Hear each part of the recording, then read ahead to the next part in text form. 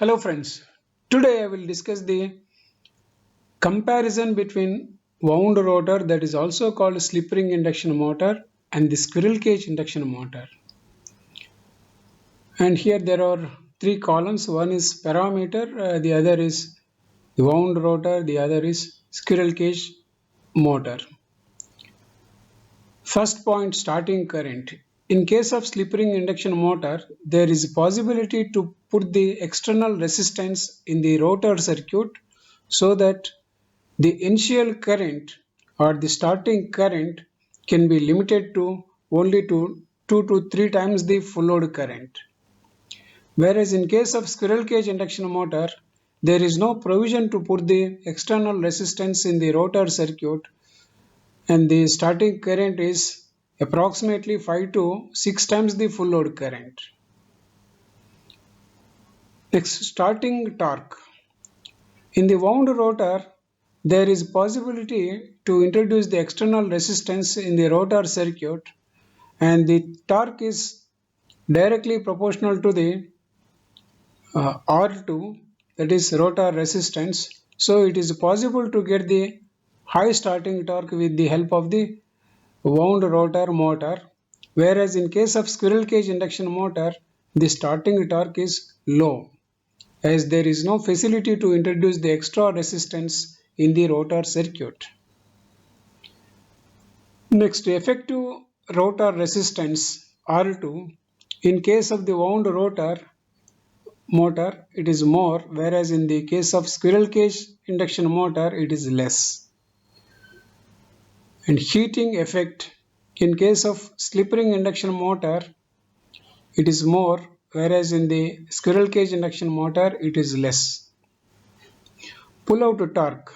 It is less in case of the slip ring induction motor, whereas in the squirrel cage induction motor, pull out torque is more. And the price or cost for the same rating of the motor, slip ring induction motor cost is high, whereas for squirrel cage induction motor, the cost is less.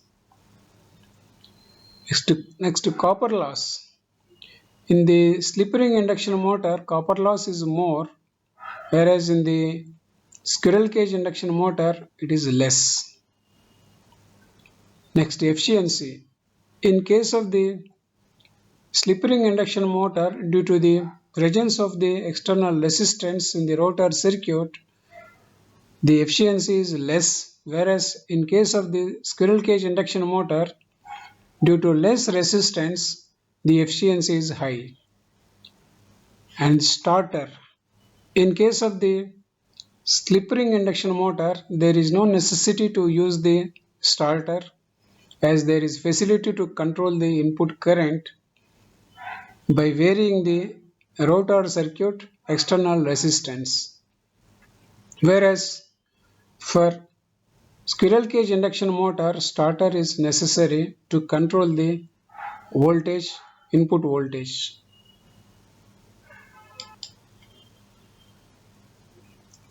Here, speed control of three-phase induction motor by stator pole changing. In this topic, the synchronous speed formula is 120 F by P. Ns is synchronous speed, F is the supply frequency, and P is the number of poles formed on the stator winding. And from this, rotor speed can be written N is equal to Ns into 1 minus S.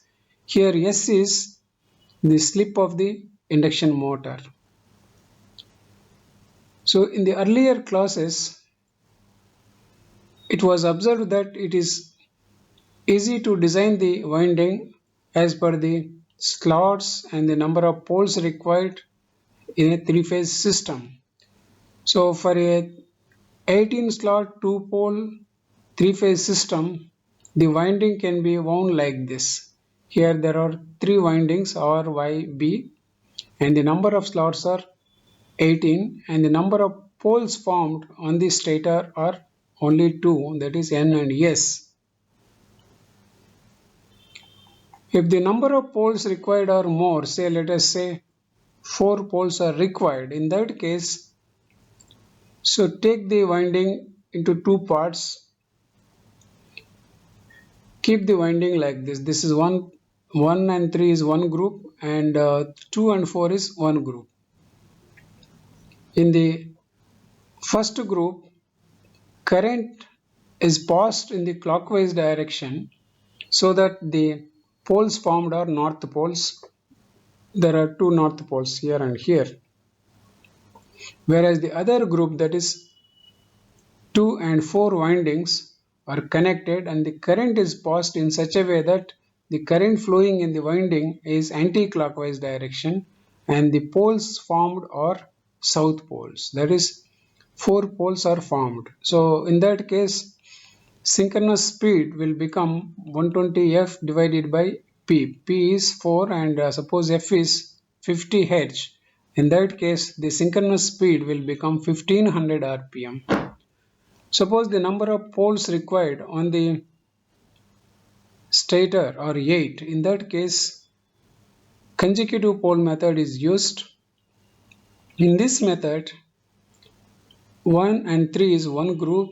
Similarly, 2 and 4 are another group.